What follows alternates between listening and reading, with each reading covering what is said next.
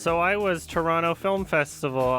Movies. One of them I saw was the new Corey Finley movie, Bad Education. The film stars Hugh Jackman and Allison Janney, and they're both great. This is the same director as Thoroughbreds in 2017, although this time he doesn't have a writing credit. I really enjoyed Thoroughbreds, but this is a very different film. This one has a lot more polish and production value, but it comes at the expense of the personality. Thoroughbreds is a movie that, aside from some derivative soundtrack choices, felt very unique. And while Bad Education is still a very well-presented and entertaining film, it doesn't really stick out as much in terms of a memorable experience. The movie is a true story about the largest public school embezzlement scandal in the US. The characters are really fun to watch, and it's even more fun to watch everything kind of implode upon itself. This is a very solid and well-made professional movie. It's well shot, it's well acted, it has good music, so check this one out whenever you can, and I'm giving it a 7 out of 10. Another film I saw was Ford v Ferrari, directed by James Mangold. This is the same director as Logan, 3:10 to Yuma, Walk the Line, etc. In terms of directing, this movie was pretty great. There's no real flaws that stick out to me in that sense. There are a lot of exhilarating driving sequences. The camera work was all very professional, and you can really feel the budget and the production value. The performances were great, especially that of Christian Bale. Him and Matt Damon's character played off of each other very well. It was always fun to watch them interact on screen, although it didn't happen as often as I would have expected. Now, this movie is 2.5 hours long, and I'm not sure I feel as though it was entirely justified. If every aspect of the film is amazing and it's entertaining throughout, then the longer the better. But much of it was just a really cookie-cutter, cliched, overly pandering and accessible Oscar bait movie. There are things I really like about the presentation, but stretching out a story that's predictable at every turn isn't really that interesting to me. Some of the presented conflicts felt really cheesy. Some of the characters feel incredibly cartoonish. One of them was so annoyingly one-dimensional, it felt as though he would have worked better in a Robert Rodriguez kids movie. Unfortunately, there's often a trade-off with professional and high production value films, where many of the aspects wind up feeling as though the movie was just created soullessly in a factory. At the end of the day, this movie's kind of forgettable. It was an enjoyable experience to watch it in theaters, and if you're gonna watch it anyway, then choose that over the home video release. But it's not one that I'll be rushing back to at any point in time. I don't think I'm ever gonna see it again, really. It'll likely be nominated for some Oscars, and I'm sure a lot of people will really enjoy it. Anyway, check this one out if you want, but don't expect a masterpiece, and I'm giving this one a 6 out of 10. Another film I saw was Crazy World, the new